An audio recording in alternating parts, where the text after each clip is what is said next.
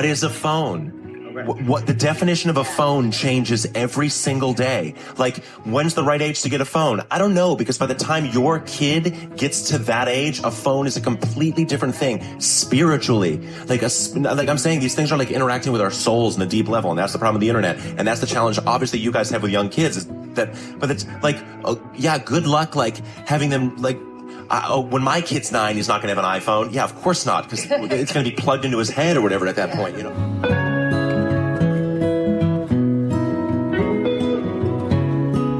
This is Bo Burnham speaking at a promotional event for his first feature-length film, which was the 2018 movie 8th Grade. It was a modest film in that it only cost $2 million to make, but it received critical acclaim, especially for a first-time filmmaker who also wrote the screenplay. Burnham was one of the earliest YouTubers who launched his channel in 2006. Many of his videos went viral, and although much of what he creates is often crass, it's also brilliant and thoughtful as well. He's on this episode for 2 reasons. First, Dr. Reed Schuchardt, who you heard in a previous episode, will reference this audio clip in just a bit. But secondly, Burnham is a product of the internet age. He's become a successful comedian as one of the pioneers utilizing various social media platforms, but he's also one of its strongest critics. He sees and knows the dangers of social media and isn't afraid to call them out. This is episode 11 of Digital Christianity, the tensions of the embodied life we try to live. I'm your host, John Parrott.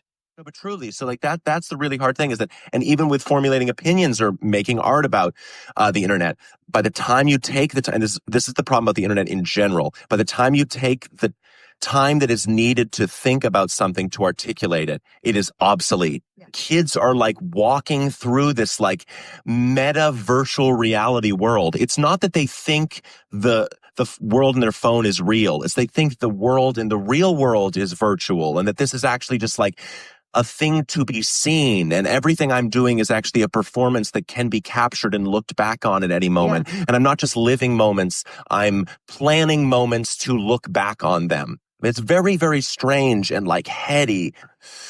They're coming for every second of your life. That's what these companies are coming to. This company as well. And it's not because anyone is bad. It's not because anyone in this company has evil plans or is trying to do this. They're not even doing it consciously. It's because these companies like Twitter and YouTube and Instagram and everything, they went public and they went to shareholders. So they have to grow. Their entire models are based off of growth. They cannot stay stagnant. YouTube, Twitter grossed $4-5 billion last year. It is in the red. It is unprofitable. It has to get more of you. That could be the ceiling for a place like this. YouTube, the ceiling could be 3 hours of engagement. No matter how nice it's trying to be, it is all that they're trying to get more engagement from you. We used to colonize land. That was the thing you could expand into. And that's where money was to be made. We colonized the entire earth. There was no other place for the businesses and capitalism to expand into. And then they realized human attention, that they are now trying to colonize every minute of your life. That is what these people are trying to do. Every single free moment you have is a moment you could be looking at your phone and they could be gathering information to target ads at you. That's what's happening.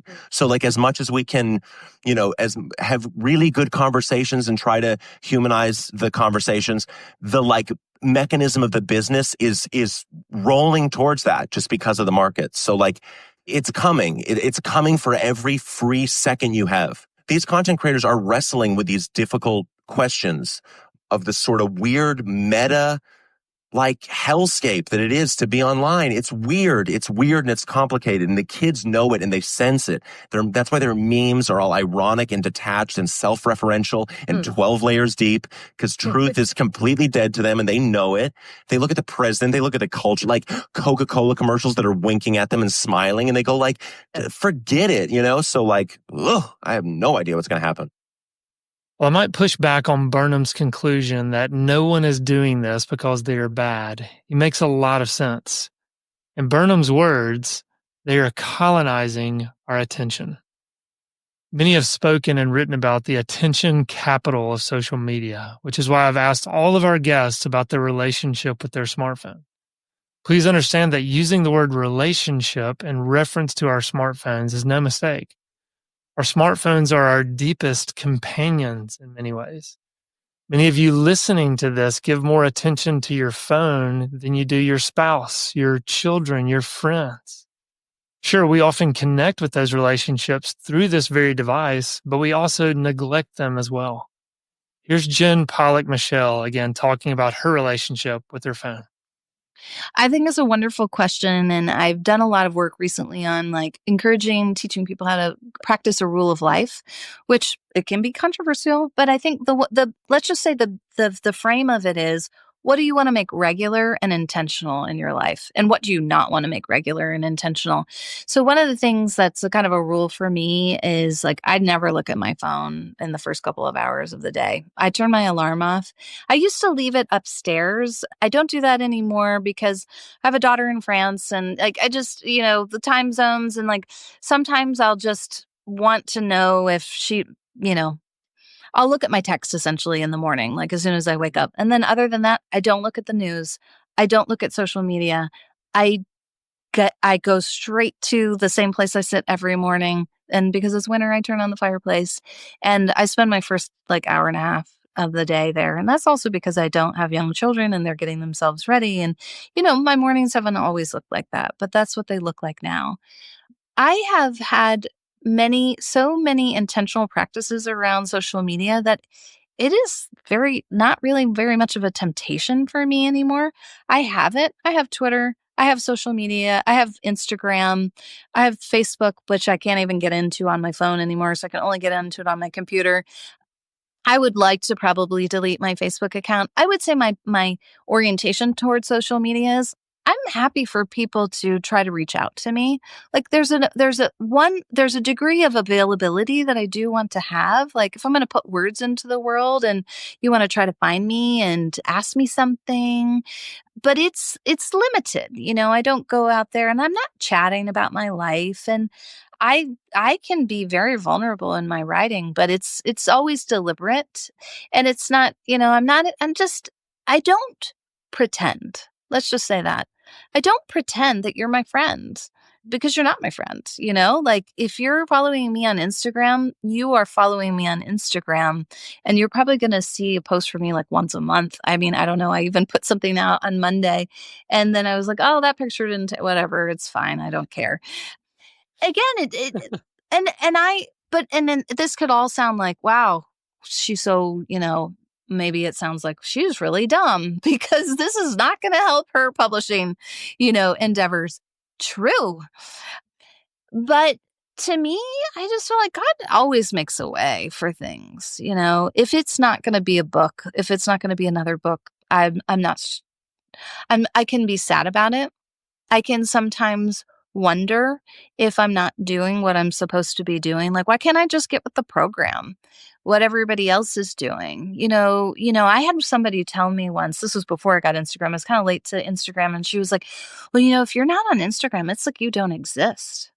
And I was like, wow, I just had no idea the stakes were so high. I'm pretty sure, we can exist even if nobody sees us on social media. So yeah, I mean, do I look at it occasionally throughout the day? I very rarely scroll. If I scroll, it would be 1, 2, 3. That would be a scroll for me. And then at night, I'm never in my bed with my phone. I am in my bed with my husband and with my book.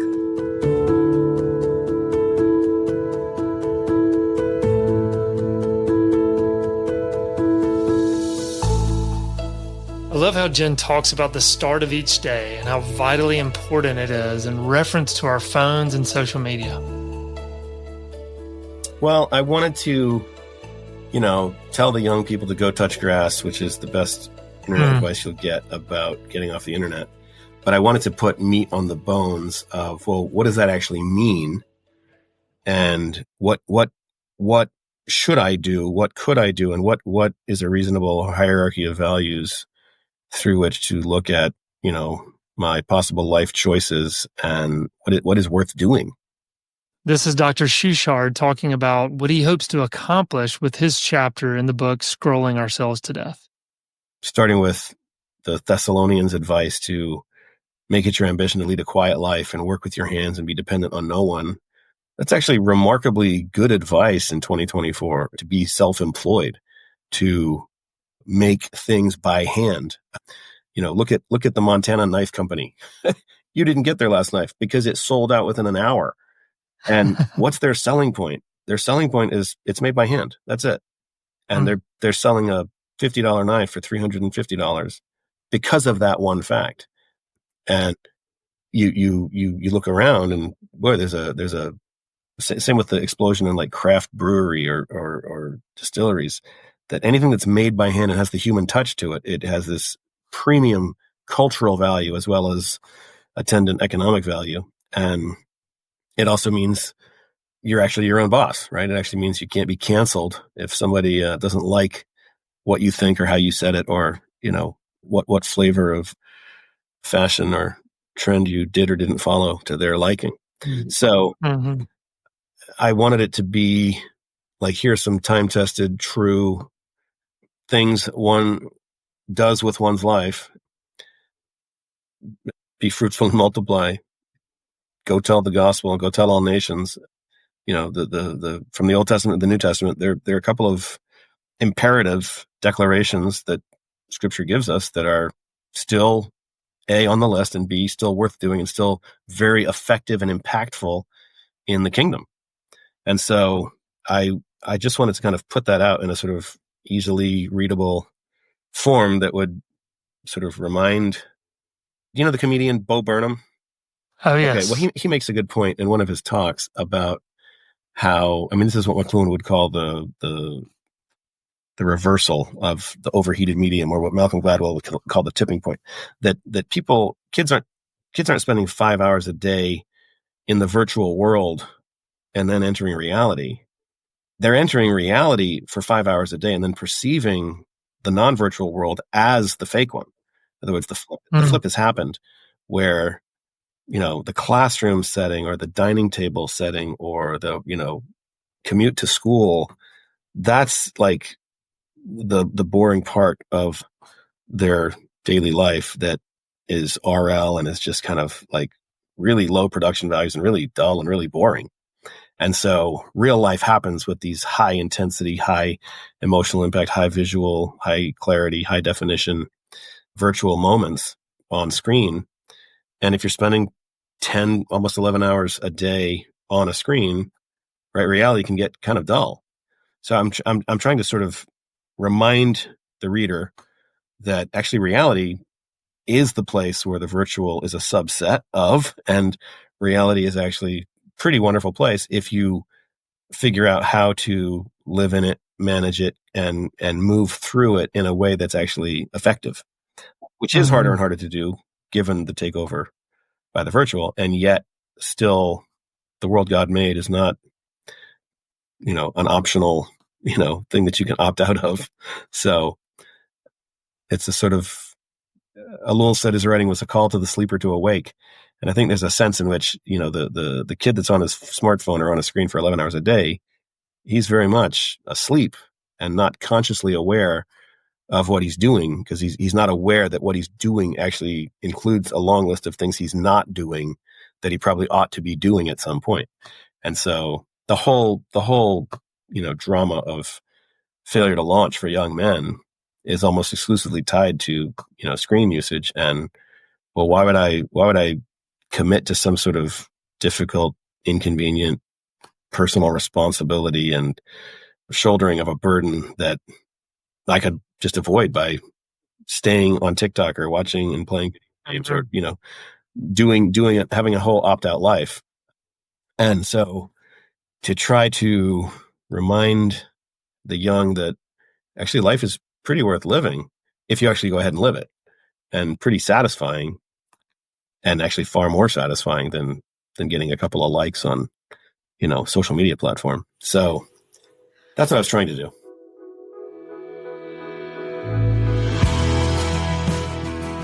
Hi, I'm Joe Deegan with RYM Worship. and I wanted to take a moment to tell you about our brand new worship album called Faithful and True that will be coming out later this spring.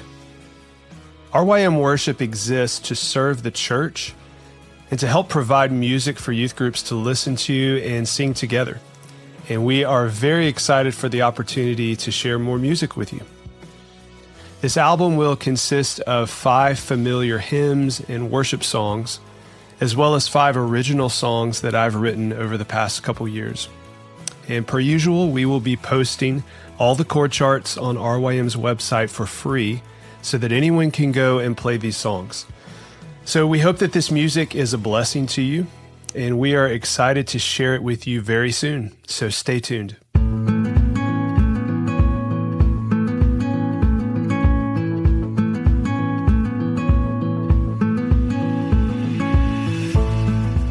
I've loved asking guests for their ideas on how we seek to live embodied in our current age. And I love the answer Jen gives. Church, number one. Church. I've never known a day in my Christian life apart from being like a very active member of a local church. It's just so important to me. I just don't, and I know church is hard, you know? I mean, I don't know, maybe everybody who listens to this podcast thinks church is great, you know, and maybe they're on staff and they know like that church is hard. We've been in enough leadership positions, my husband and I, in churches to know church is hard. But church is, you just can't even live an embodied Christian life apart from church, because it's like, it's where you give your money. It's where you serve. It's where you're in community. It's where you learn to forgive. It's where you take the sacraments, you know, it's where you see people baptized and you pray for them. And, you know, it's a physical building that stands in your community, and it's a place. And so just, yeah, church for me is really huge. I think embodied practices, gosh, I love this question because I'm going to just kind of go off the beaten path here. Cooking is another really one for me. I do a lot of cooking. We have a lot of people in our home. We've always practiced pretty regular hospitality. Probably I'd like to be I'm married to an introvert who would like it to be a little less regular, and I would like it to be a little more regular. But, you know, it's all kinds of people passing through the door. You know, it's neighbors, it's church people, it's, you know, it's people who grieve, people who just need to sit at a table. And I think there's just something so earthy to me about, like, I gotta chop vegetables. As soon as I get off of, you know, this call, I will go make like 4 times the normal batch of spaghetti sauce that I make. And then I'm going to put it in the freezer. And then I'm going to just know, like, we're going to have guests in and out of the house over Christmas, and I'll have that. And there's just something so human too about it. Like, you got to eat, and you know, you can't just eat today for the rest of the week. It really, I think cooking and eating to me feel like those tasks that just remind me, like, it's not once and done in life. Never not in the spiritual life, not in any part of your life. You don't do one thing and set it and forget it forever. That's a technological mindset. A really embodied, earthly, human, holy, I would say, mindset is just, well, Christ's work was once and done. We can say that for sure. But our work is not, you know, and there's a creatureliness to that rhythm of just, I got to eat today, and then I'm going to have to eat tomorrow, and food doesn't just appear in the fridge, you know, without but somebody thinking about it. You know, I think Sabbath is a huge one. I don't open my laptop. I mean, if I can help it, there might be, I don't know, it would have to be something very, very unusual and extraordinary that would get me to open my laptop on a Sunday. I don't do work on Sunday. It's a day that is just joyful. And, you know, we always have my mom over for lunch on Sunday, and sometimes other people. My mom has Alzheimer's. So that's that's the day I'm picking her up for lunch and bringing her home. You know, sometimes sometimes I do help her shop for shoes on Sundays because it's just the day I see her. So it's not like I have a strict rule against shopping, because I was at the Skechers store a couple weeks ago. Sabbath. Do you journal at all? Oh, yes. I'm a copious journaler. It's ridiculous. I'm actually trying to journal a little bit less. But I think it'll morph and change for me. Sometimes it'll be kind of, I'll just be in like an examine practice, like just, 3 moments of the previous day that I was really grateful for. So I saw God at work.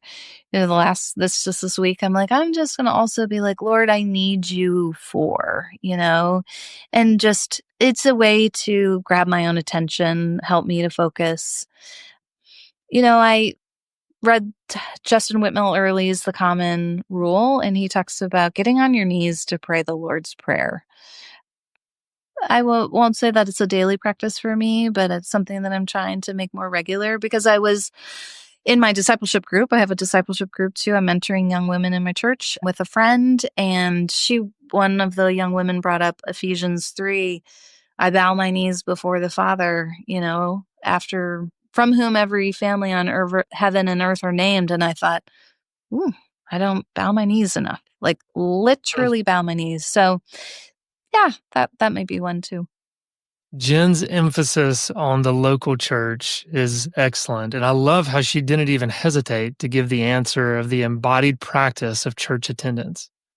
Also appreciated how she mentioned the practice of Sabbath, and that's actually something we're going to discuss with AJ Swoboda and Bill Smith in a future episode. And of course, I love that Jen's a fellow journaler like myself, because it's been such a vital practice for me seeking to live an embodied life. Along these lines of embodied living, listen to this quote by Dr. Schuchardt. See if you can be a participant in life more than a virtual spectator of other people's lives. I asked him to elaborate a bit on this thought. I mean, it's very funny and sort of obvious, and yet not under digital conditions. And so it's not obvious at all. So if you look up, biological life, it tells you there are 7 characteristics of life. And one of them is, perpetuation of the species, right? Well, that happens now later than ever. And the average American gets married at 29, has 1.4 kids, and, doesn't actually get to participate in the process of life, which is actually what Jordan Peterson says is the purpose of life. He says the purpose of life is to participate in the process of life. And so if you've got an array of cultural forces, primarily driven by digital technologies that are persuading you to hold off on participating in the process of life, because there's so many movies to catch up on and so many shows to watch and so much fun to have before you take on serious #adulting responsibilities, right? Then you're kind of being sucker punched into giving away half your life to, a force that doesn't actually care about you at all and doesn't have any investment in your well-being or thriving or your, family, culture, or language or religious, perpetuation of anything that's dear and near and valuable to you. So it's a sort of silly thing to have to say the obvious, and yet it's actually, because it's so invisible to us now, it's no longer obvious, I think.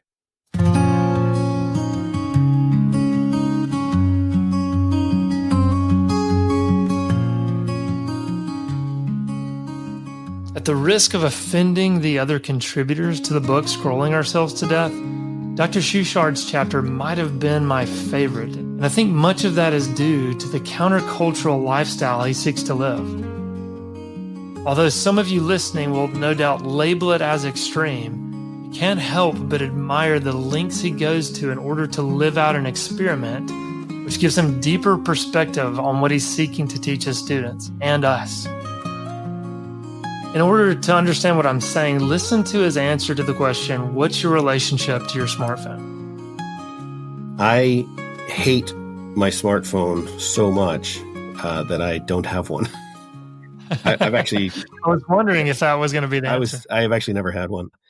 I had a dumb flip phone in 1998 for 1 year, and it did not go well. It heated up my ear.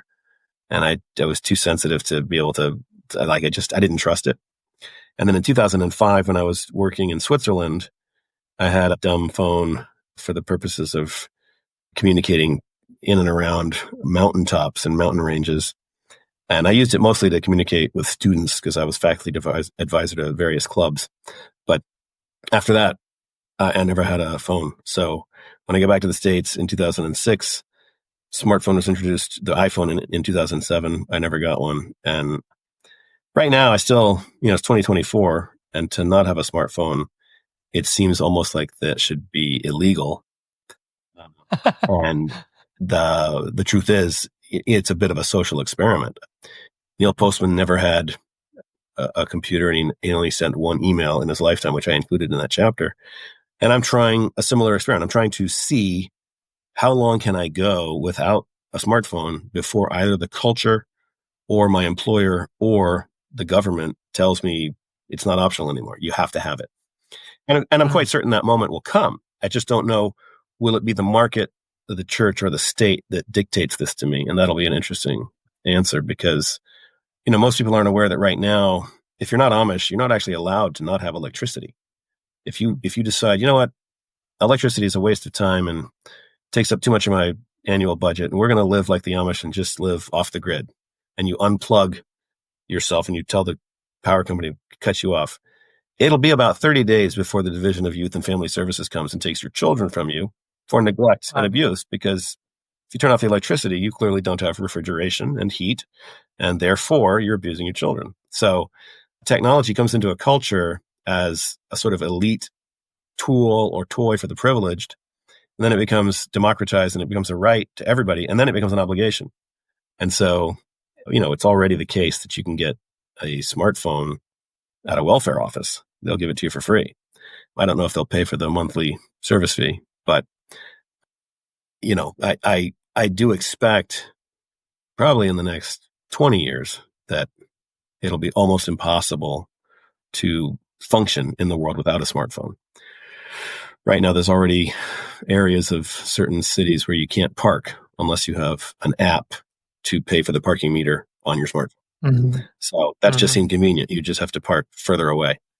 But when the point comes that you can't actually, go into or out of an airport without some digital device, or go into or out of a concert hall or a football stadium, or, I think it's coming soon. But so far, I'm getting away with it. I'm pretty sure I hadn't given much thought to the fact that we may reach a point in life when a smartphone is mandated, or to think back to Bo Burnham, we may actually find ourselves in a future where our devices are simply part of our bodies. As far-fetched as this may sound, it seems more plausible with each passing year. I was intrigued by Dr. Schuchart's thoughtfulness, so I wanted to ask him how much Neil Postman shaped his thinking, which opened the door to hear more about Reed's own childhood. Well, that's an interesting question. And it's a good question, because I was actually raised by my parents without a television. And that in the 1970s, 80s was pretty heretical. But it was not, interestingly, it was not for religious reasons. My parents were not religious when I was being raised. But it was just, they didn't see any sort of cultural, social, or intellectual value in the content of television. And I was raised for 7 years, from age 2 to age 9, on the Caribbean island of St. Martin. And so I had a very embodied childhood in which, we lived on the top of Billy Folly Hill, and there were 2 houses on the top of that hill, and the rest was trees. And if I wanted to go see my friend Marky Madewell or Drake Borer, I would have to go down the hill, go over, climb up their road to their side of the mountain, and say, "Hey, is Drake there? Is Marky there?" And if they weren't, I'd have to walk back. So I probably walked 5-6 miles a day and swam in the ocean every day. And so I grew up very much unmediated. And not only did we not have a television growing up, but I didn't have a newspaper coming to the house, and we didn't have a telephone in our house in the 70s in St. Martin. Then at age 9, we moved to the States. Still no television, but then we had a phone. And so one of the reasons I was drawn to media ecologies was because it was a social science and an intellectual discipline through which you could look at the effect of a medium on a culture. And that's one of the reasons Postman liked my work, is he said that I had a perceptual advantage over the students in my cohort, not because I was smarter, but because I was an outsider to the media that we were trying to study. And so one of Marshall McLuhan's famous aphorisms, which he actually got from a Catholic priest, was, "We don't know who discovered water, but we know it wasn't a fish." And that it takes an outsider to see the inside of a situation. It takes a fish out of water to see that water is a medium and is a technology, if you will, that you're swimming in. And so the choice to selectively limit or eliminate the dominant technologies of the day in my own personal life is not just a habit carried over from childhood, but it's also part of my professional life, that I actually believe that I perceive the world and can assess and analyze the media more objectively and more neutrally and more faithfully, and describe what it actually is, if I'm not within its subset of standards and assumptions and expectations. So when I write a piece, I'm thinking of the world, of the gospel, and of humanity. I'm not thinking, will this get me likes on Instagram? I'm not thinking, will this become a viral thing? I'm not writing for the expectations of the medium that most people are thinking and writing for.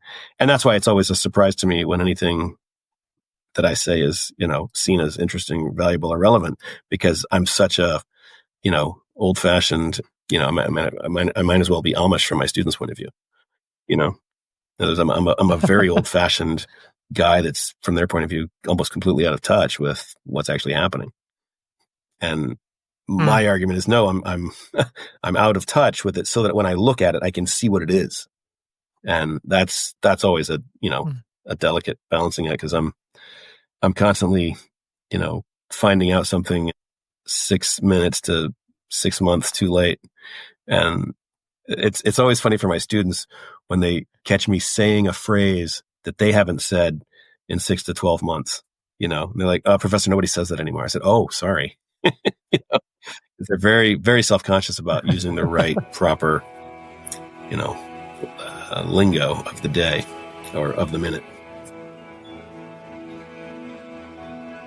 In Reed's example, we are all fish swimming in water, and he's an outsider helping us to see and think more deeply about the waters of our smartphones and social media that we live in each day.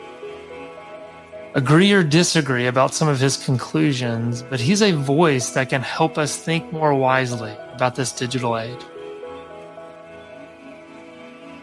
You've been listening to Digital Christianity by Reformed Youth Ministries. For more information about our summer conferences, youth leader training, and resources, visit rym.org. If you would take the time to leave a positive review and share this podcast with others, it's one small way to help our ministry. Stay tuned to the RYM podcast for more great content that seeks to serve the church in her efforts to reach and equip youth for Christ.